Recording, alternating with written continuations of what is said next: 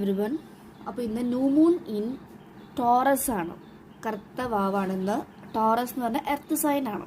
വളരെ ശാന്തരായിട്ടുള്ള ഗ്രൗണ്ടഡ് ആയിട്ടുള്ള ആളുകളാണ്. ഭയങ്കര സ്റ്റെബിലിറ്റി കുറച്ചധികം കൂടിയ ആളുകളാണ്. ഒരു കാര്യം ഡിസിഷൻസ് എടുക്കണമെങ്കിൽ may be it will take months two years വരെ എടുക്കും. അങ്ങനെ എടുത്തു ചാടി ഒന്നും ചെയ്യില്ല, ആലോചിച്ച് തീരുമാനം അങ്ങനെ വളരെ സ്ലോ ആയിട്ട് പോകുന്നൊരു പേഴ്സൺസ് ആണ് ഈ എർത്ത് സൈൻ എന്ന് പറയുന്നത്. അപ്പോൾ അതിൻ്റെ ഇൻഫ്ലുവൻസസ് നിങ്ങൾക്ക് ഫീൽ ചെയ്യുന്നുണ്ടായിരിക്കും.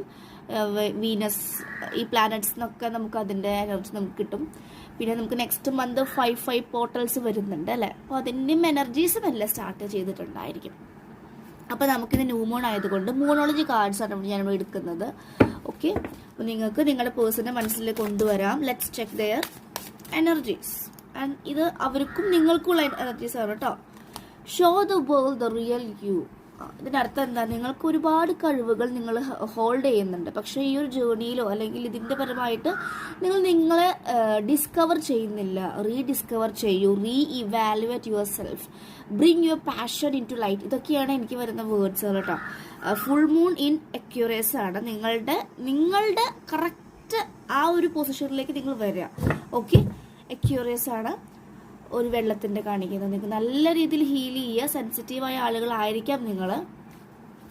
നെക്സ്റ്റ് കാർഡ് നോക്കാം. വീണ്ടും വേണ്ട. Your hard work is paying of. New moon in Capricorn ആണ്. യെസ്, ന്യൂ മൂൺ ആണ് വന്നിട്ടുള്ളത്. എന്താണ്? നിങ്ങൾ ഇത്രയും നാൾ വർക്ക് ചെയ്ത ഇന്നോ വർക്ക്സ് ആയിരിക്കാം, അല്ലെങ്കിൽ കരിയർ റിലേറ്റഡ് ആയിട്ടുള്ള വർക്ക്സ് ആയിരിക്കാം, റിലേഷൻഷിപ്പ് ആയിരിക്കാം, ഹെൽത്ത് ആയിരിക്കും. എന്ത് വർക്കാണ് യു ഗിവൺ, അത് തിരിച്ച് നിങ്ങൾക്ക് അതിൻ്റെ റിസൾട്ട് വരാൻ പോവുകയാണ് കേട്ടോ.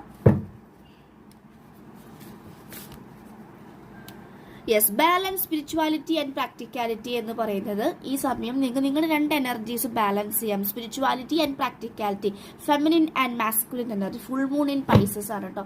രണ്ട് എനർജീസ് ബാലൻസ് ചെയ്യാൻ ശ്രമിക്കുക. നന്നായിട്ട് ബാലൻസ്ഡ് ആകുമ്പോൾ നിങ്ങൾക്ക് ഒരുപാട് ക്ലാരിറ്റി നിങ്ങളുടെ ലൈഫിൽ വരും. ഓക്കെ, നിങ്ങൾക്ക് എന്താണ് വേണ്ടത്, എന്തിലേക്കാണ് ഞാൻ കൂടുതൽ എൻ്റെ എനർജി കൊടുക്കേണ്ടത്, എന്തിലേക്ക് ഞാൻ കൊടുക്കരുത് എന്നൊക്കെയുള്ള ക്ലാരിറ്റി കൂടുതലായിട്ട് നിങ്ങൾക്ക് വരുന്നതാണ്.